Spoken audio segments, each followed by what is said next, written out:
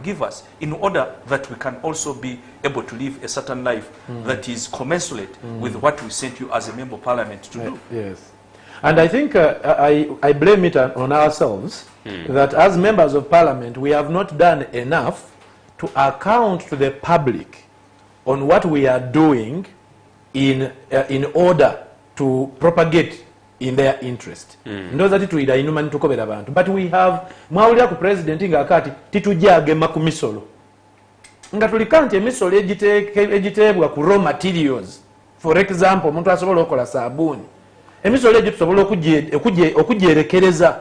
For the meantime, tusobozesa abana Uganda okusobola ogula omuti gwa sabuni. President yakati no, touching taxes is suicidal. Yes. Exactly. So lwakuba titumala nitwira mu bantu nituka nti bana twakirwanire sabuni yaike ku president alobye. So I agree with him, but the problem is not that we are not, the problem is that we are not fighting for the people. It is that we are fighting for them but not going back to account to them what we are doing, which is actually one of our obligations okwacountingira eri abantu baife. Atenga bwalwanire e Kampala aye natayirayo butembe kobera batembe nti bana nalwa inenti ninti kyova batembe bayinza kati twamulonda yajja bwa Kampala kuti ameeyo. And the challenge we have is ababaka ba parliament musasulwa muweebwa allowance okuyirayo mu bantu nti enkola gye twalinanga nga parliament kali kuba at a level parliament ngekali from 5 yali ekali council nga speaker tuna chairman twalinanga abakisi nga batiyamya abantu babuuza kiki kyemwenda tutwale muki mu parliament, and I feel like I rarely see that. Leader of opposition Honorable Mpuuga Yakobi ya declines quality yaba MP gye tulina. Yakanti a lot of them are ignorant. Now bwabanga omuntu lopo omulamba bwakoba nti by and large ababaka bali ignorant. Twebuuza nti ababaka abali ignorant batuuka batya mu parliament in the first place. We go back to the voter. Voter bwe yali alonda yasinziira kuki. You see, we have to educate the nation. Abantu balekere okulonda sentiments, balekere okulonda entununsi. Nti onavaire kale eti ife wano tulonda kale no onavaire kale eti no ababaka quality yababaka yaliwo ababaka nga bawapaka bulabo ababaka nga bayume ababaka betwegomba ngabo. And those babaka would have mentored and groomed a seed of MPs, of parliamentarians, abaide Kampala nibemerera niba debatinga abantu ababalonda nibaba content. We don't have that. But Honorable, these MPs, look, the number of MPs we have, 520. Yes. So what do you expect? Expect that in terms of even when you are choosing a football team, 520 MPs, you are certainly not going to get the quality that you require. It is true. And for me, Eliyo actually, ndozo mubaka tidio ba namboze na alikutekateka. Eliyo alikutekateka private members bill.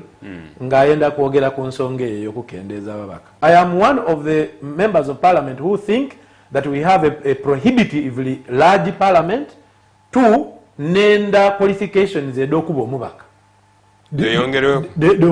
Yes. Truly speaking, omwana nga yakamala senior 6. Kalaba ayezeku ku analysis yo analyzing European history here and there, nationalism this and that. Ayedukira nti omwana asobola okukola fine art, Luganda, Islamic studies oba sign language. Era yaida ya member wa parliament. Yatuka mu parliament nga analysis level. Nafu ino ntasobola kusynthesizinga policy. Tasa nakutegana policy ni chine kye bali kwogera. So ndowooza nti twetaaga okwongera ku qualifications edomo bakanini wakiri akatone ino ndowooza tukobe nti omuntu alina bachelor's degree. Ate ni bachelor's degree tukati nga alina kale at least a second class lower. Aba nakati bachelor's degree ne wa pass yena idakubitira. But that's so the quality needs to be revised. The qualifications and the numbers. Me, I have no problem. Uganda okuba n'ababaka 50. Ayenga quality. Yes. Tubena ababaka 50 nga ayenga quality. Mutenda kati ekitegeeza wena tojja kwira mu parliament. So what? Is parliament the only way in which I can serve my nation? Certainly not.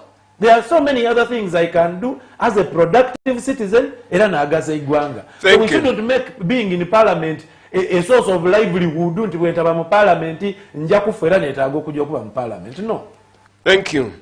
Parliament kumine ndala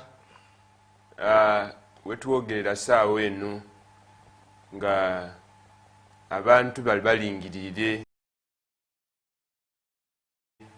as the most extravagant body in Uganda.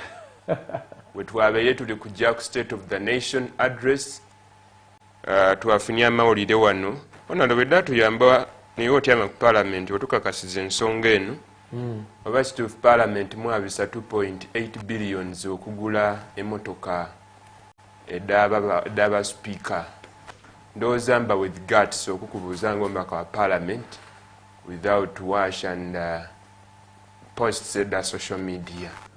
And there are plans nti era abantu abafaana oti nabo parliament ejja bazimbira amayumba and another one parliament eri kuteekateeka ogula itaka ezimbiri ababaka ba parliament yafeesi.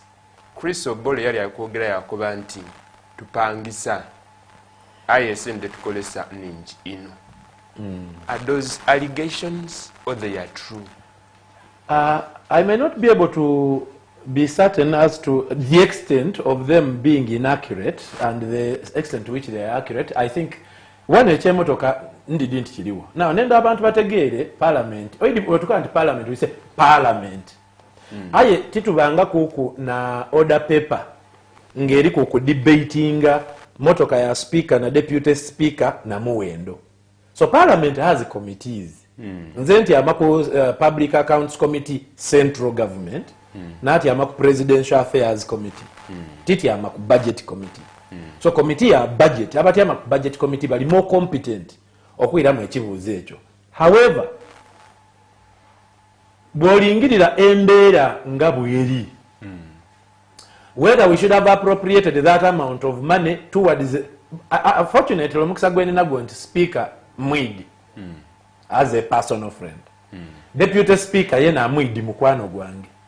I know nti tibabaire bubino na bwetaavu bwa motoka edo.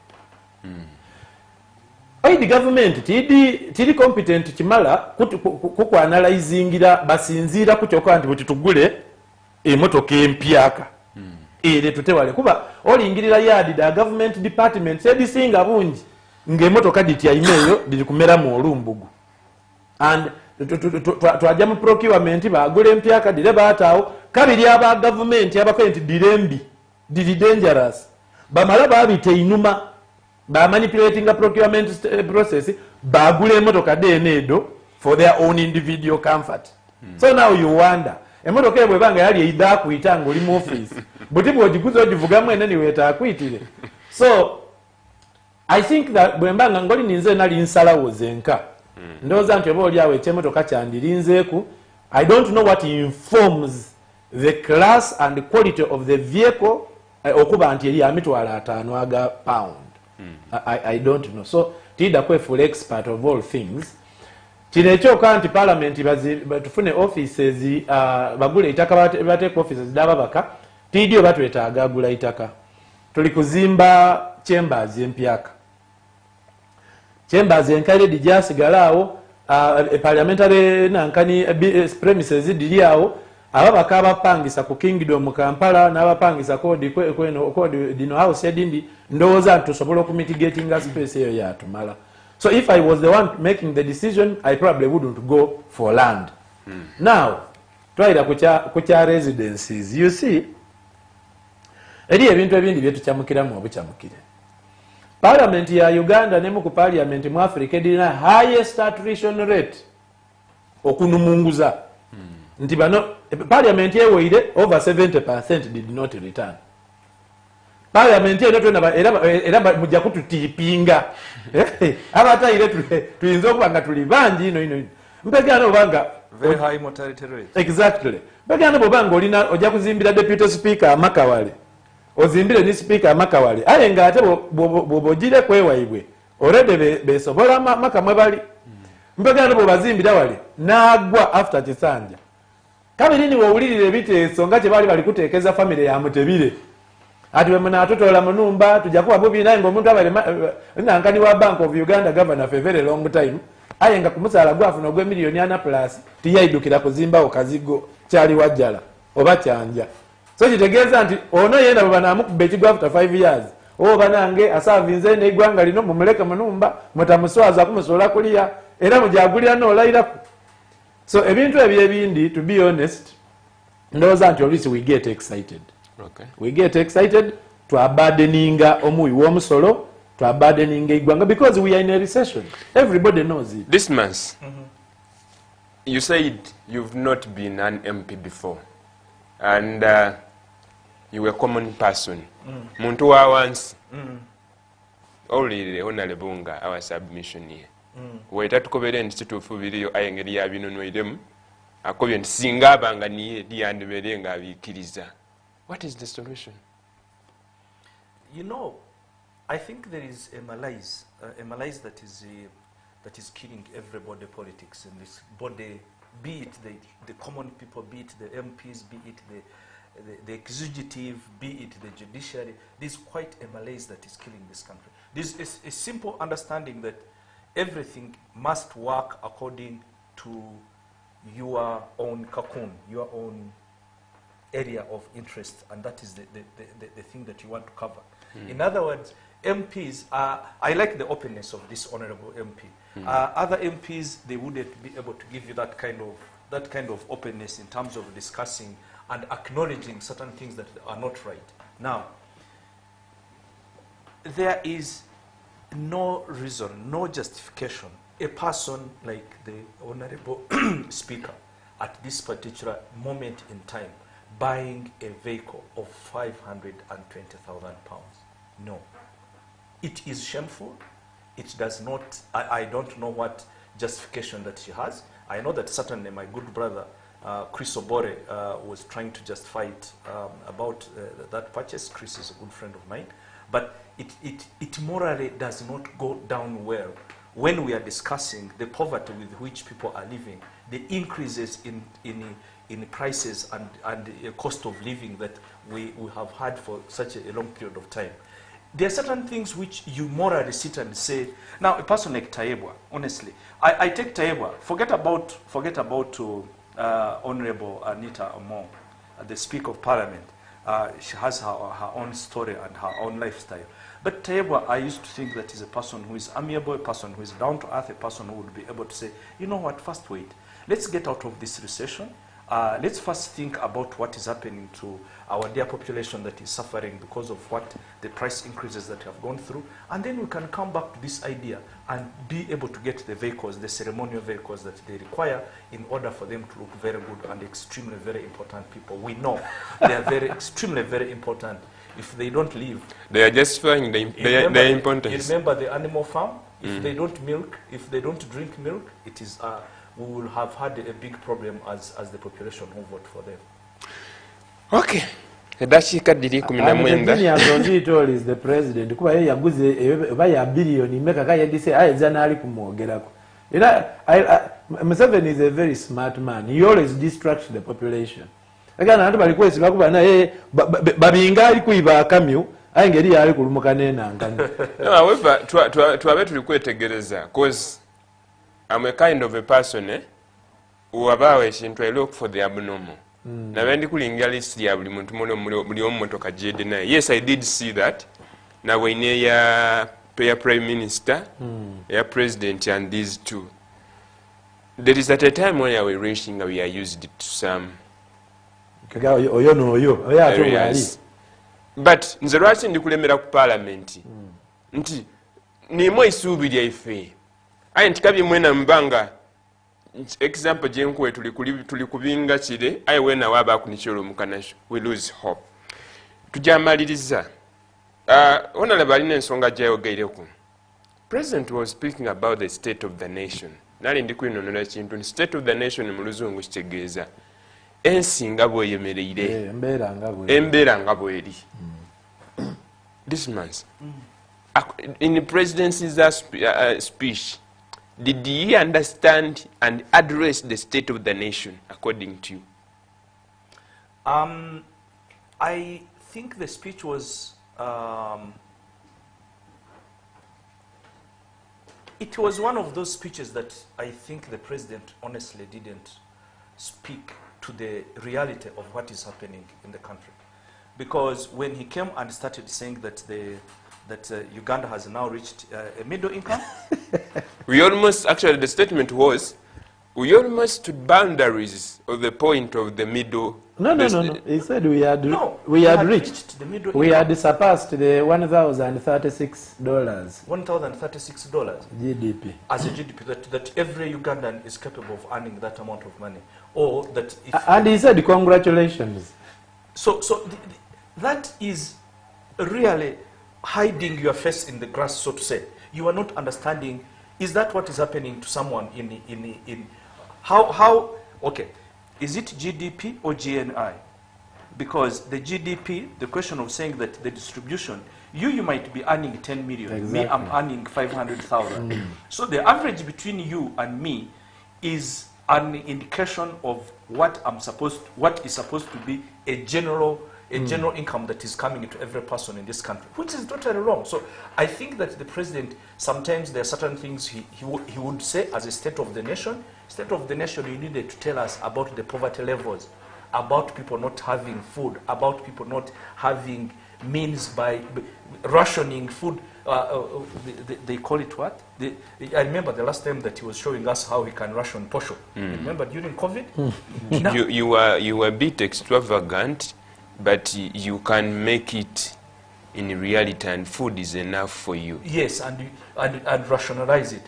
But there was no rationalization. The question was speaking about us being a middle income. Countries that go in middle income, there is a process. The World Bank has a system and a process in which it informs how a country goes to middle income. And But that's if what the they head have of said. state is giving you that, an observation, how come that now for you as an individual, if you have not realized it in your financial standards, you individual, why do you oppose him? He has made an analysis as the head of state and is giving the position of Uganda now. Okay, did the Minister of Finance give him statistics?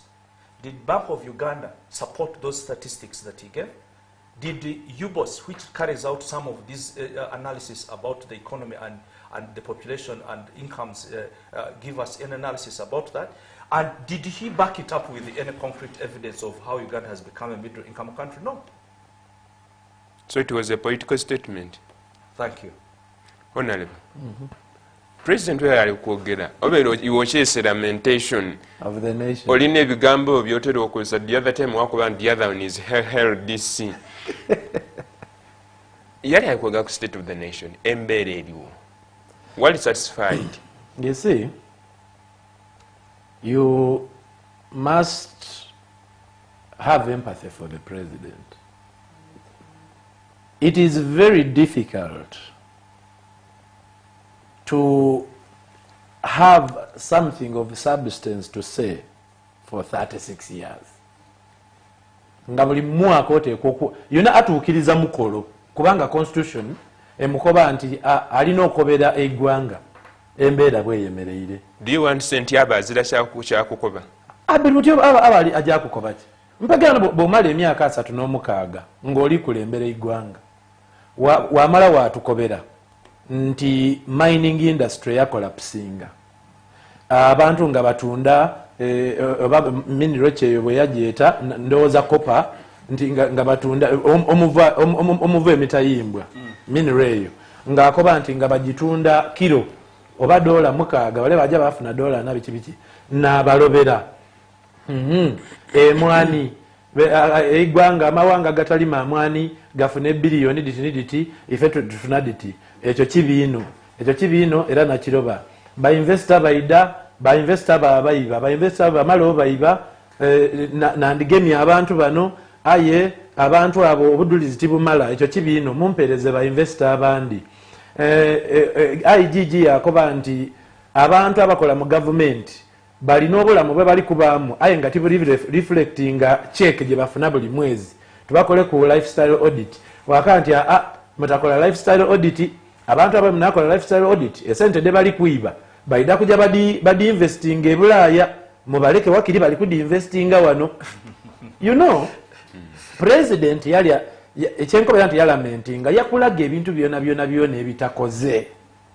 But this is also the same president akukoba nti NRM government ekoze kinene ino okutransforming Ighanga ate yamala yakukoba nti tulemereirwa ekizibu kyonka kyakoma ku kyakuba nti everybody else nalese ebizibu bino ayenga mwene ni champion and yet we know nti ni president. So yakukoba nti timuli kusobola kugula migati timuli kusobola kugula amere bana muli muogo you know so ye yabanga solution jali kuwa olwendalo okuluma muli muogo. Now ali kukoba kulya muogo but remember oliwa nakapiripiriti waide Kampala kukola era oli mukozi wa olikola mu Kampala economy ekola kusinze sabuni wa mutwalo amafuta gakakaaga n'ebizibu ebindi ebyetoloire cheke yote ka kumala kwemerera mu Kampala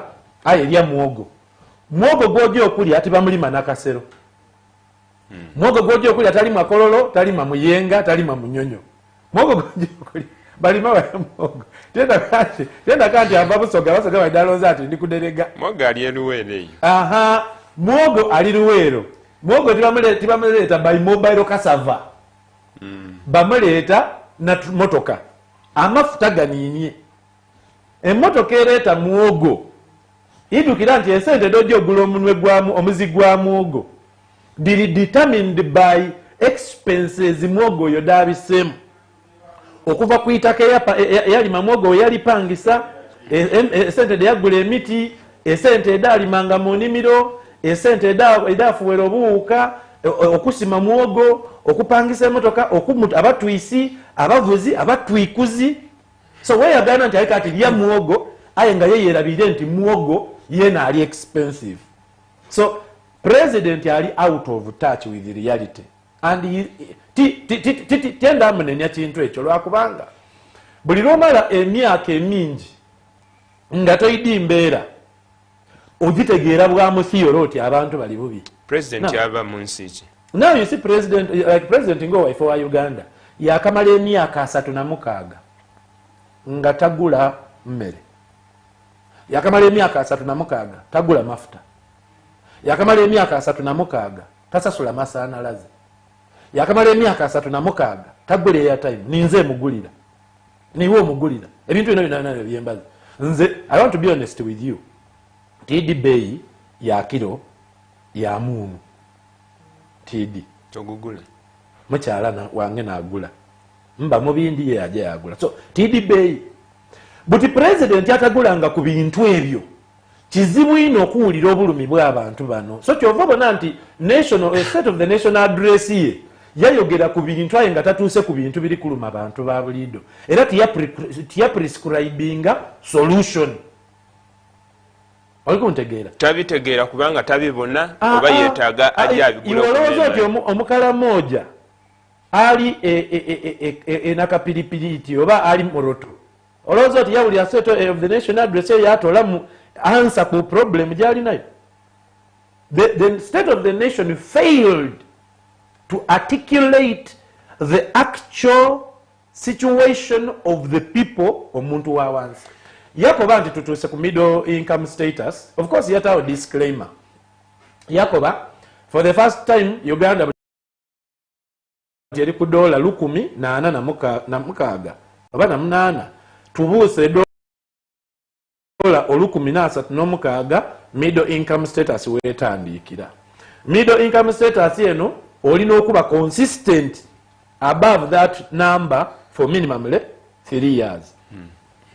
Omwaka gwali gwa 2009 government yalangirira nti Uganda lwejja okurosinga to middle income. Bakawo even a date, I don't remember the date and the month. Government yatukoba nti tuidasala olunaku olwo lwatuuka lwabita nga lulinga bwe batukoba nti ensi ekoma mu mwaka gwa 2000 nga lulala January 2000 ensi yali yakusaanawo. Kasitensi yaswikawo nitutuuka nga 2 abalaguzi banabya balanga nga ati ensi ekoma ku 2000 tibaira mukutula musaako president balanga nti Uganda ejafuuka middle income olunaku lwatuuka they did not say anything buti yatu congratulations Uganda etuuse mu middle income status. You could be celebrating now.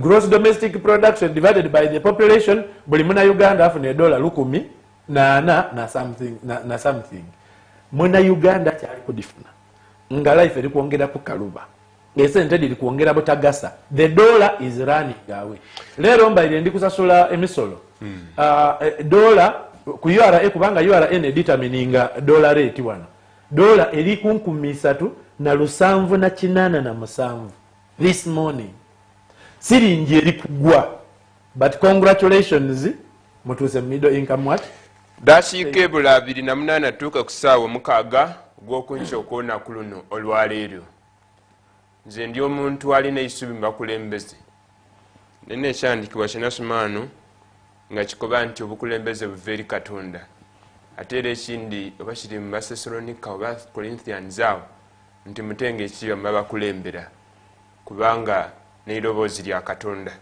Dasiika dino Disembayo ndija kuba atengera mpumulamu kuwe n'abandize ndakuwakaaganya weeno oyogere ku ninze embeera eriwo buti ekyokola n'ekiriwa President yatukuba twatuuka middle income kitegeeza ki amawanga agatuuka middle income gafaanana gatya ye amawanga agandi galinga agalifuna mu President Museveni okusinga ku Uganda oba okuyiiya ali kuyiikiza ino wandi abana Uganda nimwe mutakobera mu President Museveni mbeera gye mulimu oba bamwetooloire tibamugana awulira amaloboozi gaimwe otavaawo tulikwira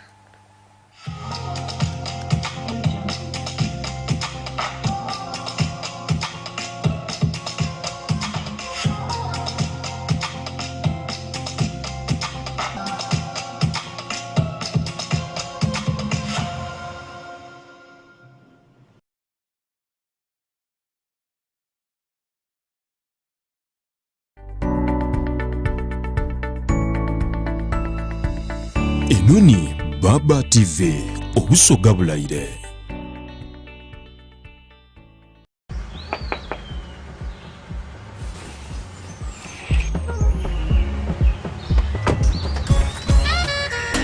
Jennifer, Jukira, Rewagamba, I don't have waka. You passed the eyes through me about my waka. Now come and see for yourself, see my waka.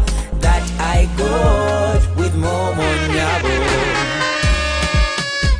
Jangola be waka.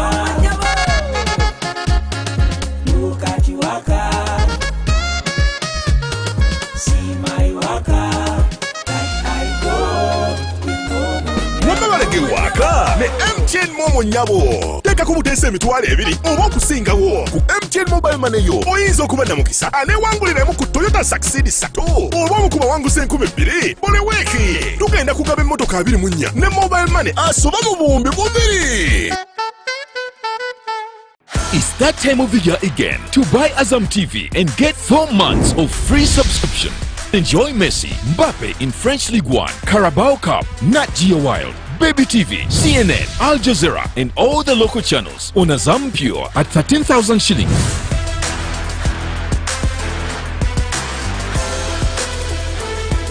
Watch cartoons, Bundesliga on Azam Plus at 30,000 shillings only and Azam Play at 45,000 shillings.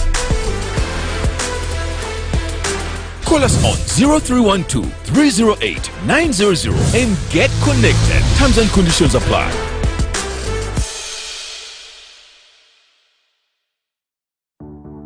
Get yourself a Zuku TV decoder and satellite dish today at a low price of only 105,000 Ugandan shillings and a Zuku decoder at only 60,000 Ugandan shillings and enjoy your favorite movies, series, kids entertainment, music, local and international news and lots more. Enjoy amazing packages like Zuku Smart, Zuku Smart Plus, Zuku Classic, Zuku Premium and Zuku Asia. Get connected today. Zuku, life got better. Here in Africa. We're full of beautiful stories that make you go. This is nice. Stories like fabulous stuff. Stories that make you feel. So rise up and live your stories. Absolutely brilliant. With Uganda's best shows and superstars. Get 1 month of DSTV access and an HD decoder for only 79,000 shillings. And make every story your moment with DSTV Uganda. Taufik Islamic Consultancy tulina abakugu mu kujjanjaba endwadde ez'enjawulo n'ebizibu biva ku shirik eri omuntu sekinnoomu business ne mu maka ate mu abeetaaga abakozi abawano tubagatta ku bagyetaaga. Twebuuzibwako n'okutegeka eri abo abagenda okukolera amawanga ag'Abuwarabu oba amawanga ag'ebweru. Tulina abakugu abeebuuzibwako okujjanjaba n'okunnyonnyola ebizibu bino wammanga, obufumbo obutagala, bizinensi zitagala, visa obadde okyaginoonyaako ng'ekyagaanye. Insha Allah jangu bamashekhe webari saawa 24 bajja kuba bakolako, bajja kuba bakuwa amagezi, bajja kuba bakulungamya ku nsonga yo nga bonaabazze. Allah tabaraka wataala ajja kutulungamya. Tusangibwa ku luguudo oluva ekireka okudde Namugongo ku Hima Apartments. Abeera atwetaaze kuba ku simu zaffe ezo z'olaba ku lutimbe. Aba Taufik Islamic Consultancy tutuukirire ensonga zo zijja kutereera insha Allah. Tufune ku WhatsApp ku namba 072 621 2 6 tukubire ku 072 7 21 9 ne 078 55 78 470. Taufik Islamic Consultants. Baba Fama ni Baba TV katubasembule emizinsa jaisano tusumule endyosa ya makina. Omusayi kutambule omutima gutude tuli luno mazima bati emyaka mulala ebiri twasumba tumepikira. Mama nze ndiwo yeisano Kaisato bomusambu tukisaawe ebigembe nyabo titudemye mu kisaawe ebigembe aye mwe abato titubaikirizayo. We shall not allow your child abuse. Kwingira mutwalo mulala gwonka ate VIP emitwalo 5 donka. Stage isama mpako Bangala litambo Sukrini Vladimir Zelensky Kabambo Amatala Damiano Solisoli Mbembo Security Lufula Jambo Biyandabu Mbo Sound Musunga Ingwaji Ngendu. My lord, I wonder. Chikutu Simwaku, Master, Green Meeting Company, abakolera engano ya Blue Ribbon, Dr. Rashid Sachide, Valuni Power Center, Kampala University Jinja Campus, Newton, Herbalife Clinic, Kaliro Solar Center, Daruton, Phone Center, Uvulage TVS, Piche Yomulembe, Jogero, Herbal Products, Budget Gas Mat and Aluminium Wax, Nail Oil, Ninayo Shoppers, Kasero Dawati Kombucha, Fukanga Retekeya, Hema Water. Ekituda, Nkende, Kunkende. Mu Uganda, abawala ebitundu 34 ku 100 bafumbizibwa nga bakali kwetuuka. Okufumbiza abaana abakali kwetuuka kivirire ku abawala ebitundu 2 ku 100 okufa nga bazaala wagati w'emyaka 12 n'emyaka 19 wano mu Uganda. Mu mwaka ogwa 2023 wano mu Busoga abaana ab'obuwala emitwalo 4,822 bafuna amabunda nga bakali kwetuuka. Ebikolwa eby'obusagooti bino biremesa abaana ab'obuwala emisomo n'okwenigira mu nkulankulana. Twena tulina obuvunaanyizibwa obw'okumalawo ekifumbiza abaana n'okufuna amabunda nga bakali kwetuuka. Tuwagira abaana ab'obuwala okusigala amasomero bamale ku emisomo gyaibwe nga tugemera walala tusobola okutereza ebiseera by'omu maiso eby'omwana ow'obuwala. Lopa ensonga y'ekifumbiza abaana ku poliisi ekuli okumpi oba kuba ku namba eno ndala 6 etali yakusasulira. Obubaka buno bukutuusibwa Plan International Uganda obwakyabazinga bwa Busoga nga buliwala ne Ministry ya Agenda, Labour and Social Development.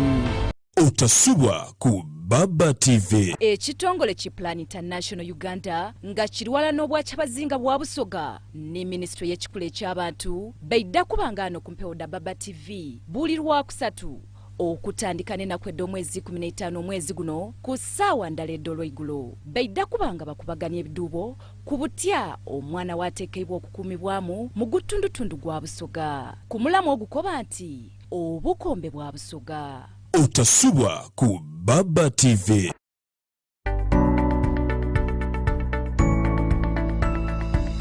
Enoni Baba TV obusoga bulayire.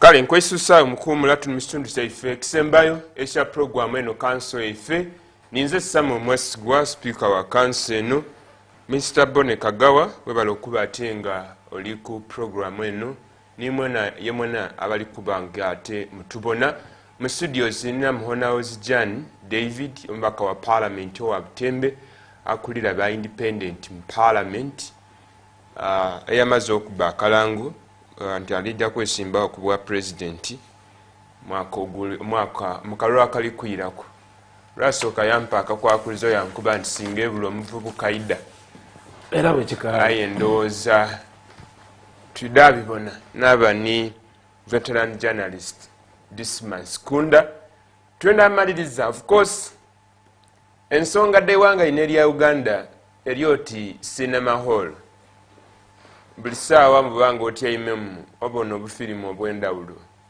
aliitaku atakukalekaawo akumamu kaaliawo kale akandi kaida kale akandi kaida tibiba birungi noni kubanga bikosaina abantu nti omuntu ali eyo womuwa omutwalo mulambe wagugabye obona oti ogabye esente eningi era wakobaye mutwalo mulamba gona gwenkuwaire aye wajja nagwo ogula ebintu amaliriza nga tosoboyire efunamu kati you sympathize with ebintu nga biri basic nga bigema ku bulamu tulina ebintu nti bwobanga tokikozesa either obulamu bwidatuuka akaseera nga bwetaaga kabiri okolesa ekisinga kwawo aye yagananga ebintu ebyo tibikasoboka ate nga n'omuwendo ogw'abantu ogwozi n'eitaka buli muntu yasobola okwerimira ekintu tirikaaliwo nga n'ebiwuka ebyo werongeire nga n'abalimi abadima emmere yoona ey'obwereere nti ajagima ye najamala girime adeema egifuna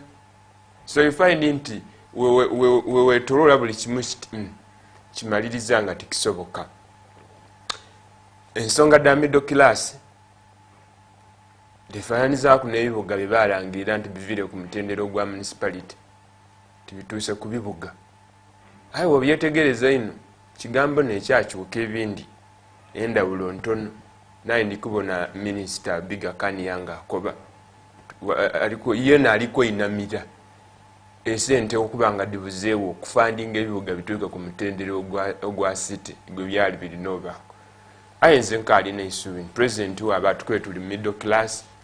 Let us hope maybe we are still in the younger stages, in the early stages of middle class. So why do you say it when it's not time?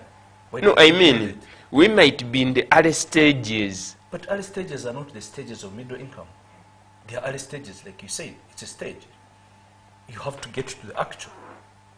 So we haven't got. But you have hope for Uganda to be in the middle class. It's possible. It's possible. But the manner in which we are looking at the economy, the manner in which the economy is being described and evolving, I know, for example, Tanzania reached the middle income during COVID-19. Yes, but it was deliberate. If you saw the kind of developments that Tanzania, particularly President the late Magufuli, had injected, fighting corruption, making sure the things that Honor was saying, where money, the holes where corruption and money goes out of the and does not bring about the desired development.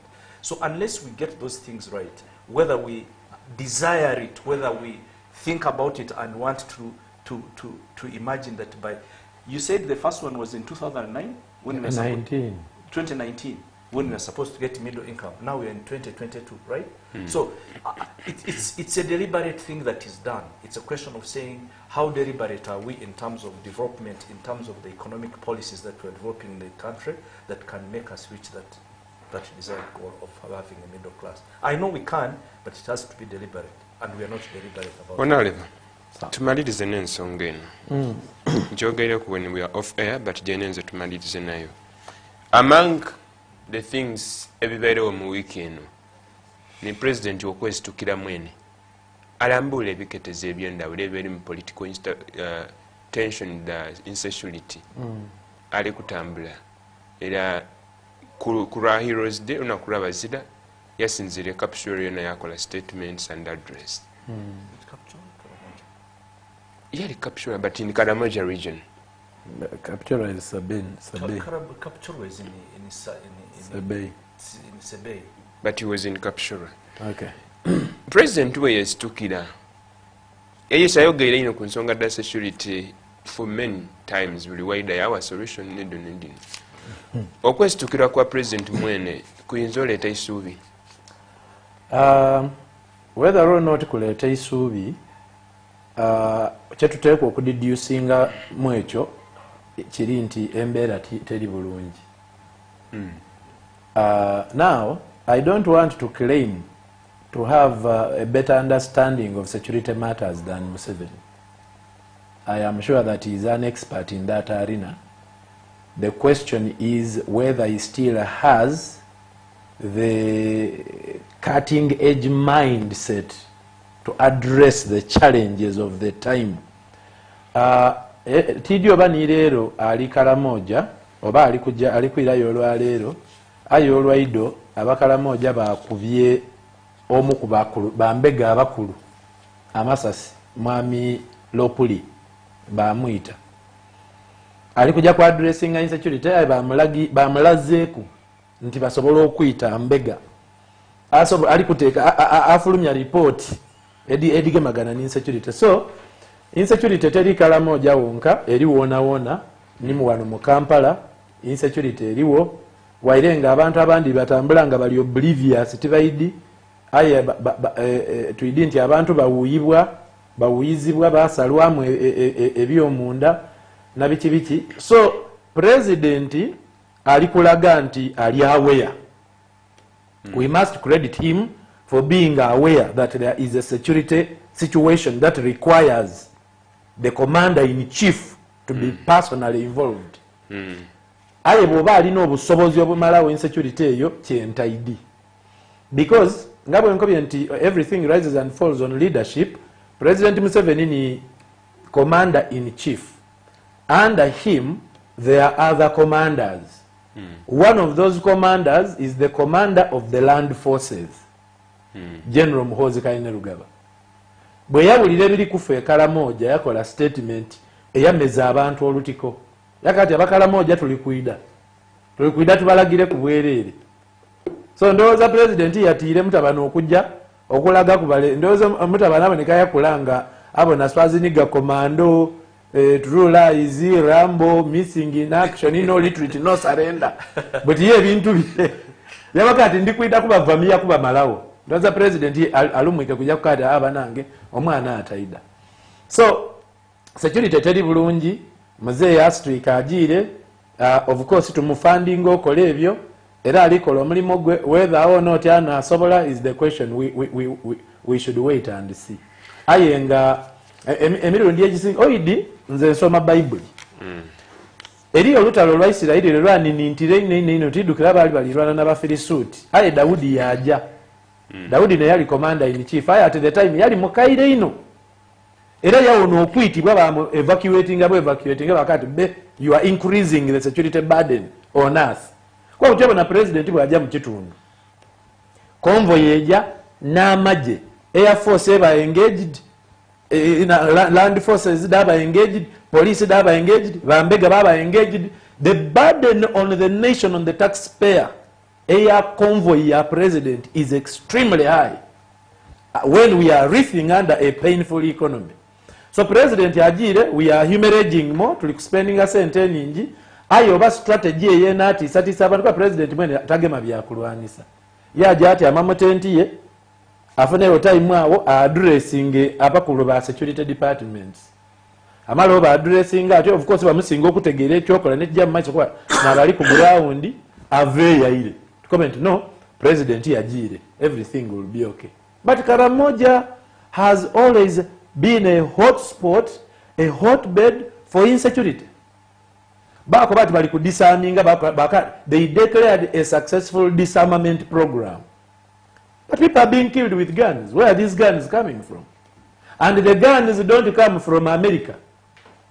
They are within our security organs. So, nzira ino isubi mukuba anti visitation izide did resulting into a peaceful Karamoja.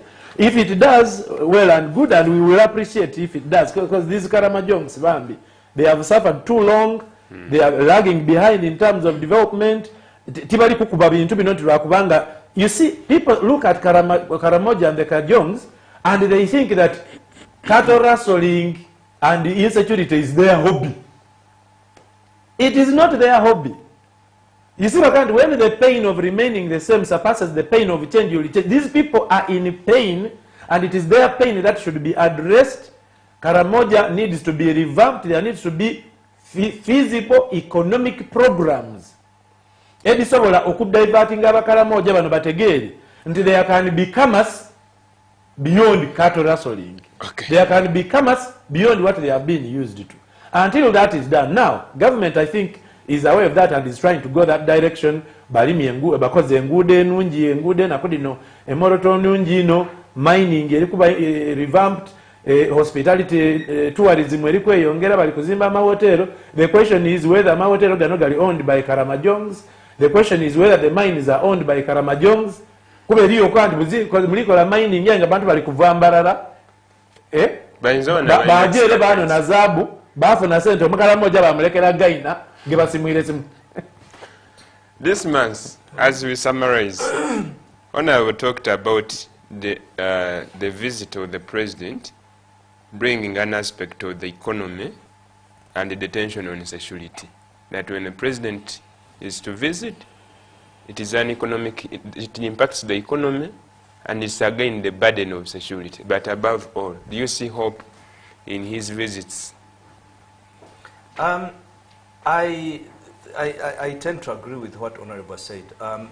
The question of Karamoja is not an easy question. And if the president thinks that only visiting Karamoja one bit, and that is the end of the problems of Karamoja, is a fallacy, so to say. Look, Karamoja is in a region that is very complex. It has it is in a junction of almost about another 3 countries. It has Kenya, it has South Sudan, and it has part of Ethiopia. All these are unruled, uncontrolled, and unmanaged areas, arid areas of those countries. If you do research, you will discover that the people who live in this tip of Ethiopia and the people who live, I think they're called the J, the ones who live in South Sudan, and the Turkana who live in Kenya, all these are people who are armed. So even when you say, Honorable, that you're going to do a disarmament policy of the Karamajong, you have disarmed the Karamajong, but the Turkanas are armed. Exactly. Meaning these people will look for ways also to be armed. Of arming, because that's the means by which they get their cattle. And you don't have control of this army. In fact, you have made the GS work and the Turkana's work of rustling quite easy. Very easy. With your people here. Yeah, because you have left them vulnerable. They're vulnerable. So the point is, you need to look at a holistic nature in which you deal with the problem of the Karamojong. There's one which Honorable has alluded to, the one of the economy of Karamoja. The economy of Karamoja in the past, we used to think it's only cattle and that was it. But now, minerals, farming, who is owning those farms? Are the Karamajongs have been, do you know the biggest majority of people that we have on streets as beggars in Kampala are from Karamoja? These young girls you see and old women? Sold at 50,000 in open market in Karamoja. There is a market in Soroti where they sell them. There's a journalist who did an investigation story about They sell with selling people. Yeah, they sell. Mitwali 5 ogula omwana mu Karamoja omuwa. Mu katali. Olamuza oti ono 3 ono 2 ono 5 ono 10. So the point is, it's not a visitation that is the most important thing that helps the Karamoja change and become a normal place. There's a lot of investment that is required. Investment not only in the human investment of the people of Karamoja, so that the people of Karamoja can start to think and know that they are part of the process. You can build a road in Karamoja, but you see, if you build a Tamaka road in Karamoja, it's well and good for an investor, but a Karamojong whose life depends on a cow. What is a cow with the road? In fact, badisu zente badisu za gulugu. Yeah, sibula. Abantu bona ku Baba TV bulido biseera ne bitusalanga ku eridubo tulina bingi tubeyanza okuba nti muto wazike biseera mwerekereza mwatubona mwatubuliriza. Of course oluli miti rugali oba oli awo mu kufulyambuka n'ebigambo bamwe bibitira mu manne nti ebintu bino byetwogera byetuteesaako emyoyo gyaife gyenda kuboneka nti eggwanga lino litumbuka lyaba irungi okusinga ku bwe twalyagaana. Twena twefubaku okuba ab'omugaso eri eggwanga.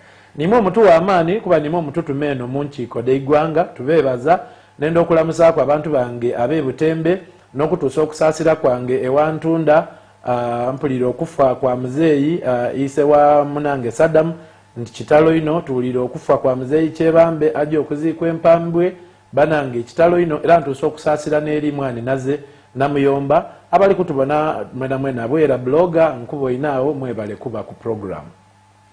Ismail, I give you some seconds to say your parting remarks. Nze nansangaire olusoga tidwidi bulungi ino oyide nakulire busemba kya kaliro ne kamuli but I'm always a pleasure to be on Baba TV. Thanks Samuel for hosting us. You're always a very good host, and the discussion was very rich. Honorable, it was good to see you. I had not had a discussion with you, but certainly you have your shoulders on your head. So thank you. Okay, thanks so much for joining. Nenda kubatenga mbasima betambwire nabo olwaleero nenda okuyozayoza mikwano gyaife abo ku isomero erya Butich College, Council Alex Luganda, Hono Moses Grace Balyeku n'abandi. Onako olwaleero isomero lino lirikudda gusanga bagiweze emyaka 10 kirambirira n'emikola egy'enjawulo. So twenga okubatenga tuddaguza walala nimwe mwenamwena batuuse ku buwanguzi. Onako olwaleero nenda bedukiza nti omupiira gw'amasaza gudda kubatenga gwiramu okuva ku ssaawa 10 baku Baba TV bedasobola okubatenga. Ani ali kuzaana leero baliga? Tulina Bugabula, tulina ni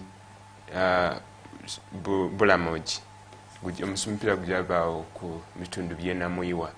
So gwedaba kuno Bugombe. So ku ssaawa 10 tujaba tugulaga wano ku Baba TV live ni ku radio ku Baba FM 97.7. Amukyala Monica Mitango ankolwa naliku abebuwekulaawo obukiiko bwa Women Council buli kwiramu mubabonera irala abantu abo mubawo obuvunaanyizibwa basobola okubatenga bakulembera. Ninza Samuel Mwesigwa tulijja kubatenga tuyiramu singa Katonda aba asiimye isebo kyabazinga wabusoga fumu bw'ebyanda n'ebyanda.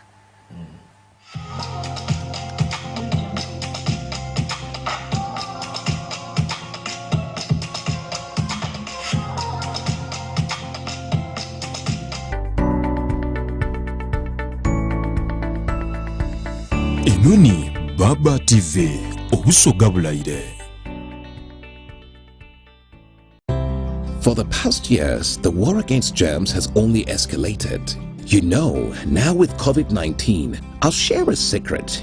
Your #1 protection against germs for you and your family is GM Protection Hand Sanitizer. GM Protection Hand Sanitizer kills 99% of germs instantly. It's available in all sizes, non-greasy, smooth and gentle on your hands. The GM Protection Hand Sanitizer gives you daily protection from germs. GM Protection Hand Sanitizer.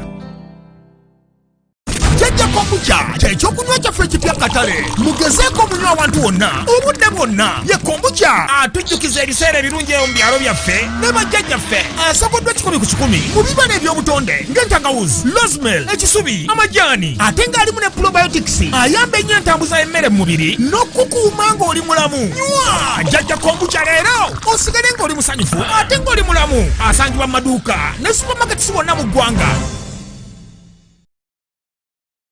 nga tugoberera ensoma ey'amasomero aga secondary ago wansi omuko gw'12 the Directorate of Industrial Training yaweebwa olukusa olw'okutaawa omutendera ku masomo 8 aga pre-vocational era ng'omusomi ayikirizibwa okulondako omulimu mulala gwe yeesiimiire wansi w'enkola ya agriculture, art and design, performing art, physical education, technology and design, nutrition ni technology, ICT ni entrepreneurship era ng'omusomi ayida kwetegerezebwa akakasibwe ne Directorate of Industrial Training DIT okusomesa okw'engeri eno n'okwetegerezebwa kigendereirwamu nti abasomi bagondera ebiragiro n'ebyetaago mu nsi eby'okukola oba enkozesa ku mirimu egyogeirwako. Emitendera gino giriwo era ng'osobola okugifuna singa oba ng'okyalira omutimbagano ogwa DIT ku www.dituganda.org. DIT yakakasibwa ISO era nga namba yaayo eya ISO eri 9 ndala akasale 2 5. Certificate namba yaayo eya ISO eri UG 258 A. Okumanya ebisingawo ku noti na ndala 4 25 ndala 2 56 oba ku noti 75 ndala 65 6 ndala 65. DIT, promote employable skills.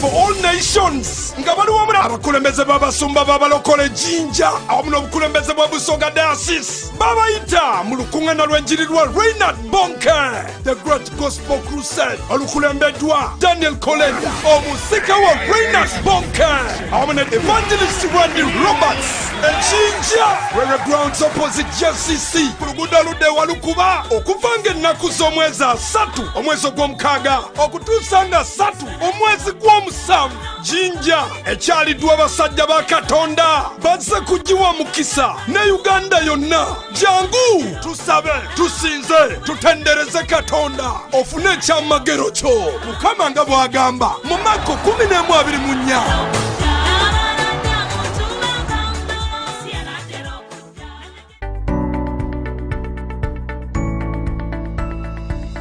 Enoni Baba TV obusoga bulayire.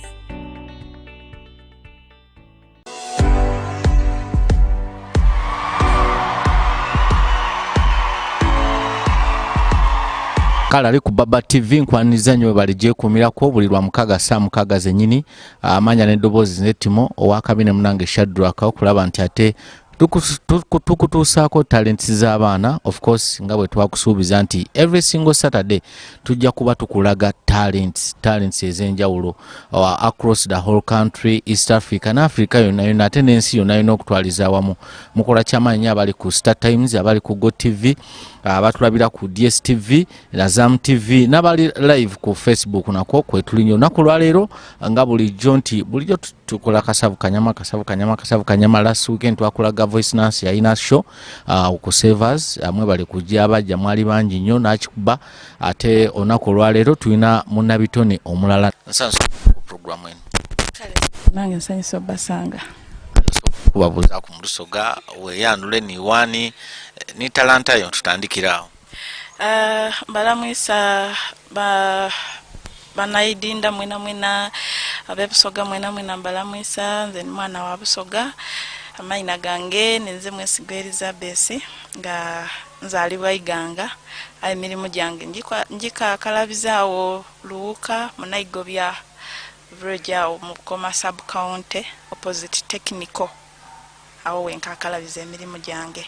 kale batera okunyambaza of course era abanyambaza be ba Badru Twins Boutique wano mu kibuga Jinja ku Kampala Road yawo kulinana Park Villa mu Kikubo otuukawo n'obuuza erinnya Badru Jinja yonna buli bw'otuuka ne baba boda nti twale wa Badru ye fashion designer ekagwe tulina wano mu Jinja City omusajja yajja okulabirira abakozi b'amaradio abama TV na buli kinoomu asobola okubambaza kaobeere mwana muto kobeere muntu mukulu njagala tutandikiraawo gwani talanta kijoyina nga bwe mbakobeire amayina gange ninze Mwesigwa Elizabeth nga nzaana emizaano egy'endawulo ndina nzaana badminton n'omuzaano gwange gwensinga okwenda mu bulamu bwange then basketball wheelchair n'emizaano egindi gidanga mu by the way aye nga gwensinga okwenda ino guli gwa badminton